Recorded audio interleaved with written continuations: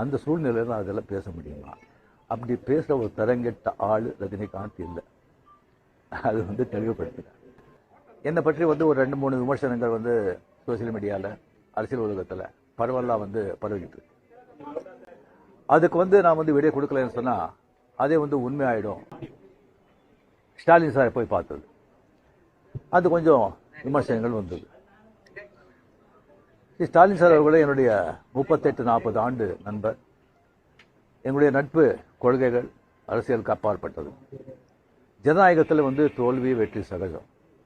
இருந்தாலும் ஸ்டாலின் அவர்கள் அந்த கொளத்தூரில் தோத்தது எனக்கு கொஞ்சம் சங்கடமாக இருந்தது. அதுக்காக ஒரு நண்பனுங்கிற முறையில், நட்பு முறையில் அவரை போய் நான் பார்த்தேன்.